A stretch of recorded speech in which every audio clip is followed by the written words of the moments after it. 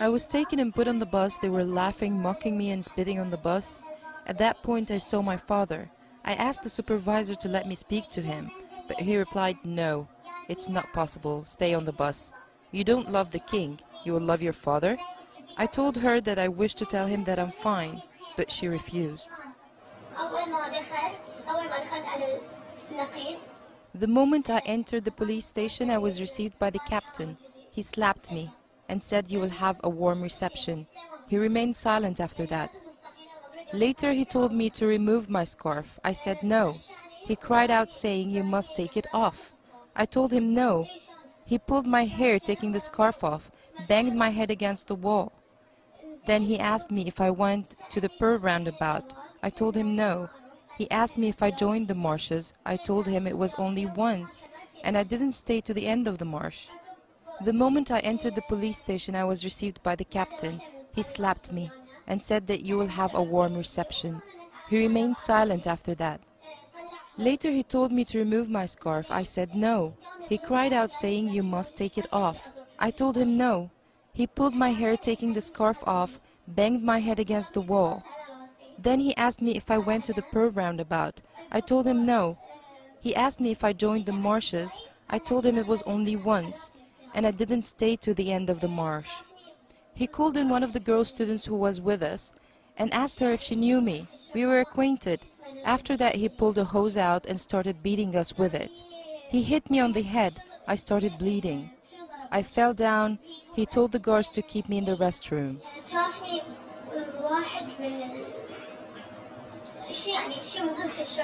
After that, a high-ranking officer saw me. He asked me, "What were you beaten by?" "By hand?"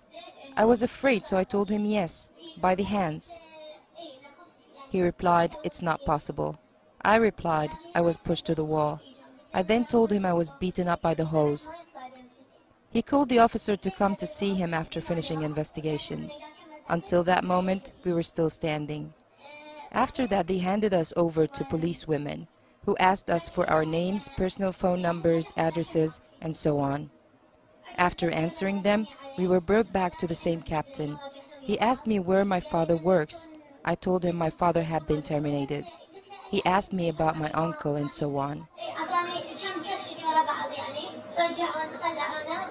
He slapped me a number of times. We were taken out by the policemen, who treated us badly, humiliating us, cursing, swearing, and spitting on us. They called us prostitutes. They told us, "We will do to you exactly what Hassan did to you inside the tents." We were told we will be taken to another police station. On the bus, again, the policewomen mocked at us, saying, "You will be taken for a ride, for a picnic, to the roundabout." We were then taken to another police station. We were kept standing.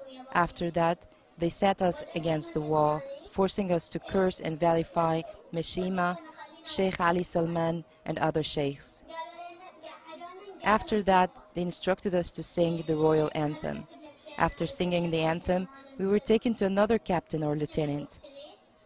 Before that, we were taken to another room where there was one girl and 3 or 4 other behind her.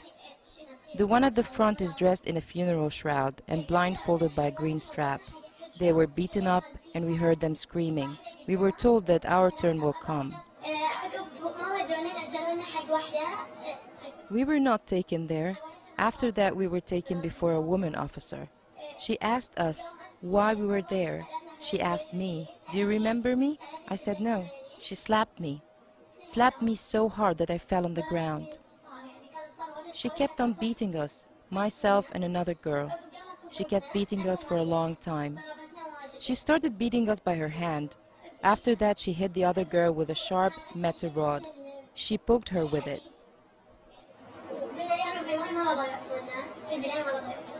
We asked for water, but we were denied it.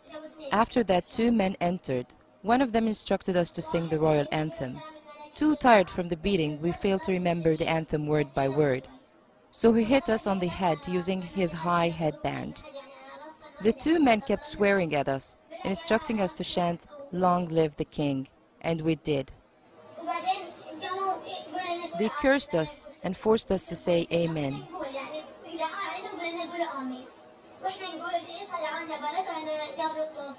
They took us outside the room, instructed us to stand facing the wall, not to turn left or right. We asked for the toilet. We were denied it. After that, another officer, seems to be a high rank in the police. He told them to provide us with water and see to our needs. Then we were allowed to use the toilet. It was about 11:30 at night. They brought food to us, chicken and lentil. They instructed us to take the lentil without a spoon, and the chicken with the bones. He stood behind us, holding a hose, beating those who refused to eat. We were kept in this room for some time. After that, some young men were brought in to the opposite wall. One of them was brought near us. He was too exhausted and bleeding heavily, his eyes almost closed. Out of worry, we passed on some water to him. After that, we were taken away. We were told that we would be fingerprinted, and we were taken down and fingerprinted. The boy was beaten up repeatedly by any officer coming into the room. During fingerprinting, we were beaten on the hand every time we stretched a finger. We were photographed, carrying boards displaying the name, ID number, and the charge. We were not photographed in the school uniform. We were forced to wear abaya. All the way we were humiliated, sworn at, vilified, and spat on in an inhuman manner. After that, we were taken to the detention center. We were blindfolded. It was not far, and we heard the policewomen saying, "The journey is short. We don't have enough time to beat them up. It is our last chance." So they kept hitting and beating us inside the vehicle. We got out of the car, and the policewomen instructed us to call our families and inform them that we are well and fine. They threatened us that if we said anything about being beaten. It was almost 1:30 after midnight. We called our families and told them that we are fine. The following day, we were told we are taken to the military court. We were first told that we will stand before the public prosecution, and it was 7 a.m. in the morning. We were not taken to the prosecutor's office, so we were informed that we will stand before the military court. We were put on the bus, informed that we would be passed on to the Saudi army.